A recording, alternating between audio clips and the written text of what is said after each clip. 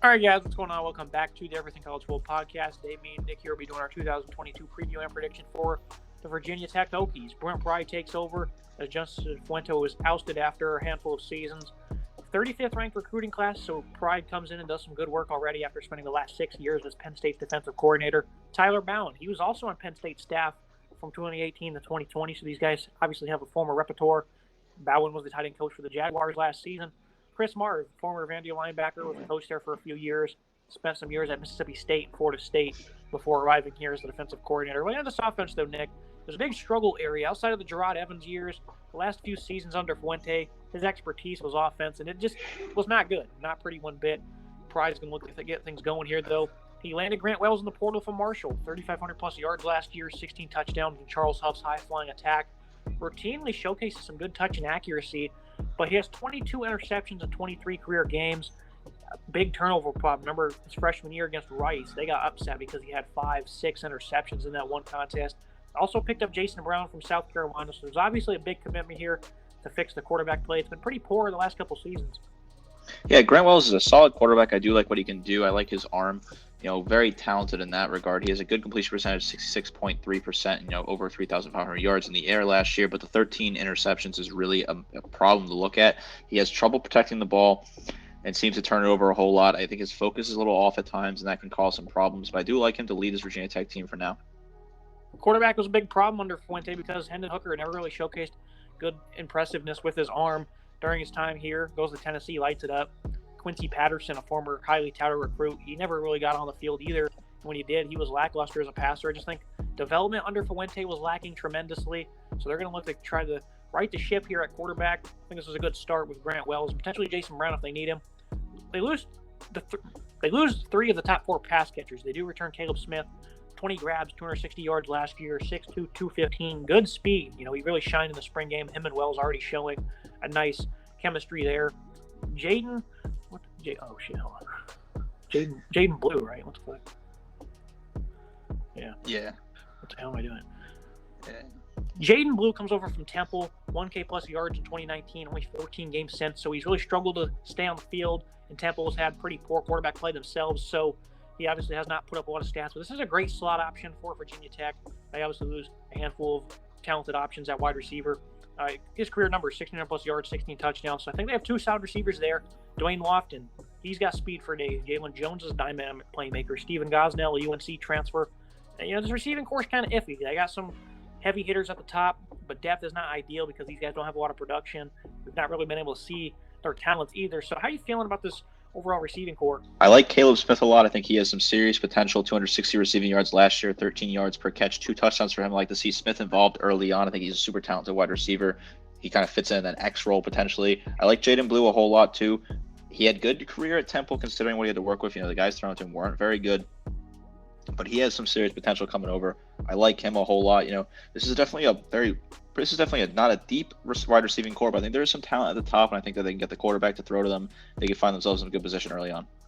One group that is pretty deep, I think the running back core is pretty solid. Malachi Thompson, unsung hero last year. That unleashed him in late October, and he had back-to-back 100-plus yard games on the ground. Nice speed, good vision, a hard worker with some more power and durability added this offseason. I think he should really develop into a nice RB1. The coaches on the staff have been around great running backs, plenty of 1,000-yard rushers, Tyler Bowen being one of them. Joe Rudolph, he was the run game coordinator at Wisconsin. He's here to coach the offensive line. But regardless, that's still going to do wonders for this run game. Jalen Holston, power back at 215, enters his 6th year, never really shined. He's had bright moments, though, that's for sure. Keyshawn King, he's got good speed and elusiveness. Hasn't been so good since 2019. Further emphasis on the run game, though, should lead to these guys getting more involved. Overall, I like the running game's potential. Again, Fuente it wasn't there. It wasn't working when he was here at Virginia Tech. So I think now that we have a new group of guys, some of these players like King and Holston will get more involved. I like King and Holston. They have some serious potential. King's size is fantastic, 4.0 yards on the ground per carry last year. I think there's some serious potential with these running backs. Thomas is also super talented, 440 yards last year, 3 touchdowns for him, 4.7 yards per carry. This is a seriously solid core. I do like these 3 running backs. Look at the offensive line. They replaced 3 starters. Parker Clemens started last year as a backup, and the end of the season as a Pro Football Focus third-team all-conference. Very good work from him when he was slotted into the lineup. Expected to be the other tackle that emerges as an NFL prospect. They've had a handful of guys the last few years, Christian Darrisaw being one of them. The other tackle spot, Cialis DeZantis, he's a clear starter there. So I think they're pretty solid in the starting tackles. Depth, though, at that position, it's very questionable. And they're also quite young in the interior. Johnny Jordan at center being the most experienced. So the offensive line, they have a lot of work outside of the starting tackles. I'm kind of iffy on this unit. How you feeling? Right, I'm also a little concerned with the guard. The left and right guard are both sophomores. Jesse Hansen, I don't know if I really seen enough out of him. Caden Moore as well. I don't really know if they're up to snuff at guard. I do like the tackles, though. I think Clements and Desani is solid at left and right tackle. Very strong there, but I think the interior is definitely a problem. I get a little concerned about it.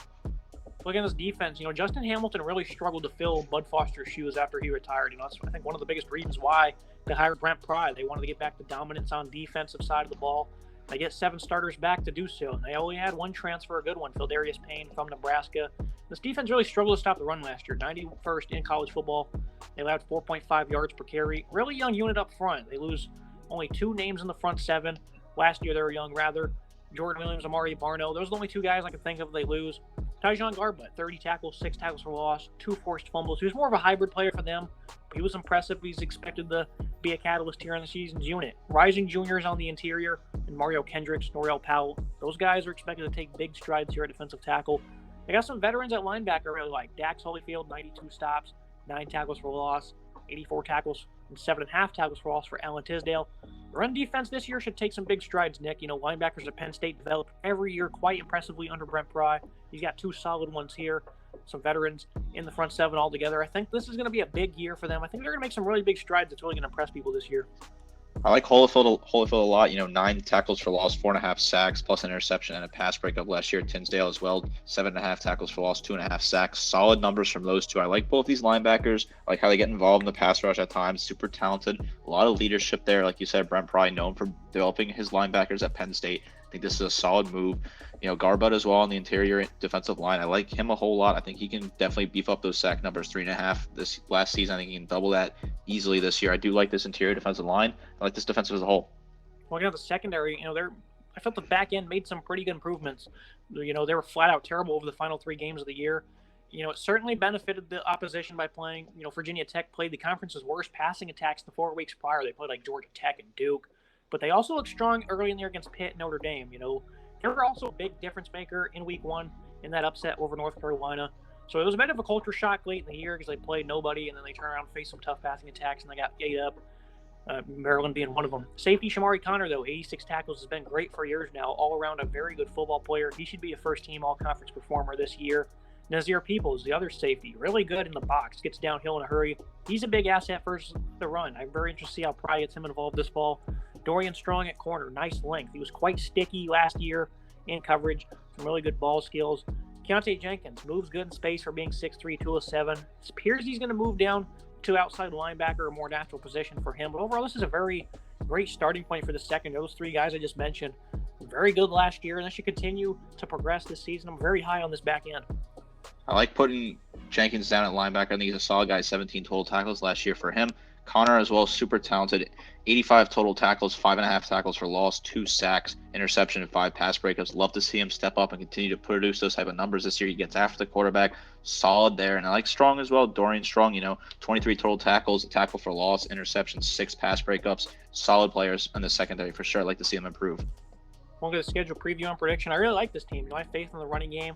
Offensive line, not so much, but I like the running backs. I think they'll be incorporated a good bit this year. I like the passing game's ability to grow this year. I'm not sure what the expectation really is for them because, of course, wide receiver is not a very deep spot, but Grant Wells is experienced along with Jaden Blue. Interior D-line, a little worrisome, but overall solid front 7. I think Pry will certainly allow them to progress. Love the secondary's potential, like we just noted. The BC game, it'll be a find your footing type of game for Virginia Tech. Don't expect this team to look great on that day. Even though they're at home, they face a tough passing attack with Dracovic under center. Really good pass defense as well, a top 5 unit last year. I think it's going to be a really good learning game for this team. They're going to apply changes to Wofford the next week, and then they're going to really start to find out where it works for them, and that's why I see them, ending year 4-0. I think they'll put up a tough fight against the 4 teams I have them losing to all consecutively. Kind of a tough draw right there. 3 of them coming on the road. I think they'll lose 4 games there in October. November is going to be an impressive stretch, even though the schedule is kind of soft. I think this team will they'll find their footing there late in the year. I think this team is definitely a team that's going to be a solid bowl team. I like the schedule. It's not that hard, but definitely has some interesting matchups. I like hosting West Virginia. I like At Liberty's interesting one. At Old Dominion on a Friday night's also an interesting way to kick off the season. I think it's a decent schedule top to bottom. I like this team's potential. I think Boston College gets the better of them on September 10th. I think that passing attack, like you said, is just too strong for them. I do look at the back half of the schedule. I like the draw they get there. Georgia Tech at Duke, at Liberty, solid draw. At home to Virginia. I think they'll take care of Virginia in the in-state rivalry on that end of the season. This is definitely a bold team for me. I like how they've kind of developed this offseason. This defense is very strong. I expect them to be dominant this year at times, and I really do like this Virginia Tech team. I think the October 15th game against Miami, they're going to host the Hurricanes, especially if Mario Cristobal's bunch is battling for the division. That could be a really interesting one, potential upset seeker there. Overall, yeah, like you said, pretty solid football team, very solid schedule. I think this will be a good building block year for Brent Pry, kind of see what works for them. Very interested to see long-term how this works out. As always, Nick, I appreciate you joining me. Yeah, thank you so much for having me. Make sure you guys like, comment, subscribe. See you next time.